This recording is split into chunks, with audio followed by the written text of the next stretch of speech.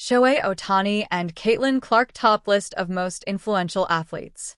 The year 2024 has been an exceptional one for American sports, as not only have leagues and teams generated great profits, but athletes, individually, have multiplied their earnings thanks to contracts and earnings off the field through their commercial arrangements.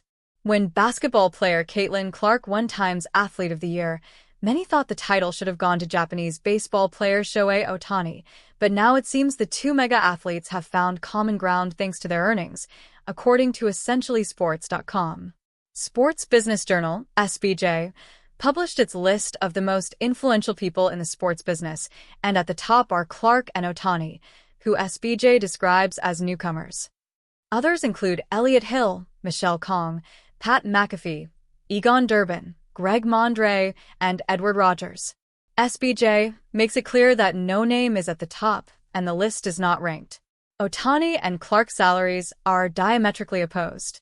Although Ohtani's $700 million contract with the Dodgers was just surpassed by Juan Soto's $765 million deal with the Mets, the Japanese star remains one of the highest-earning athletes in sports.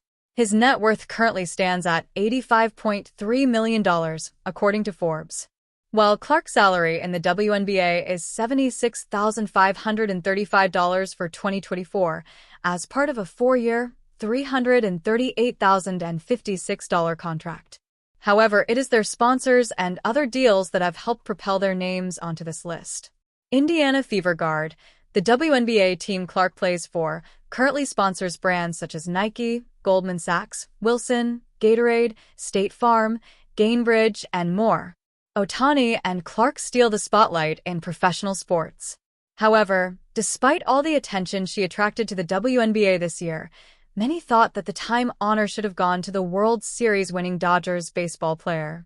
After all, not everyone can sign a record-breaking contract never seen before in all sports, in addition to winning the MLB MVP and then lead their team to the World Series.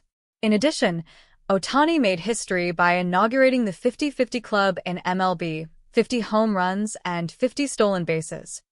Shohei Ohtani is clearly in a league of his own, and he wasn't even pitching this year. However, it could be similarly argued that no one has had a better rookie season than the WNBA Rookie of the Year, nor has anyone singularly affected the sport quite like number 22 has. Since Ohtani burst onto the scene, he has been hyped and lived up to it spectacularly.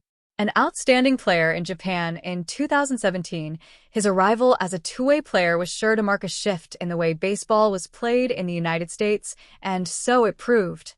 But it's been like this for more than 8 years.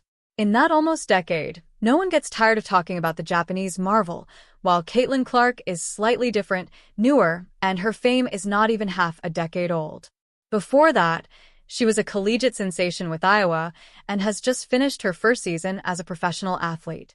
I don't know what athlete had a better year than her. What athlete? Tell me.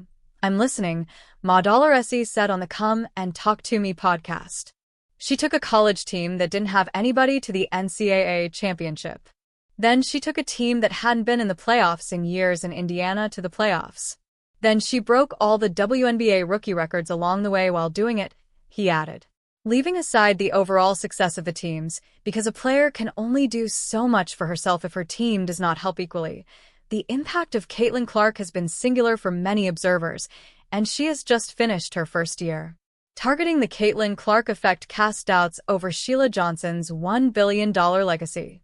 Caitlin Clark's meteoric rise has taken the sports world by storm, generating record-breaking attendance and unprecedented media attention for the WNBA. Yet not everyone is singing her praises. In a controversial interview, Washington Mystics co-owner Sheila Johnson raised concerns about the media's fixation on Clark. Her comments ignited a debate about recognition, fairness, and what it means for the growth of the league. But as the numbers roll in, the reality paints a different picture, one that calls into question whether Johnson's stance aligns with the undeniable momentum Clark has sparked. Media personalities were quick to respond to Johnson's interview with CNN, where she downplayed Clark's singular influence. Rachel Demita, speaking on her YouTube channel, criticized Johnson's remarks as out of touch. I don't even know that lady's name. I would have never known that lady until she goes on CNN and goes on a 4-minute rant. That was honestly just one of the stupidest things that I've ever heard, and I can't believe somebody like that is owning a sports team.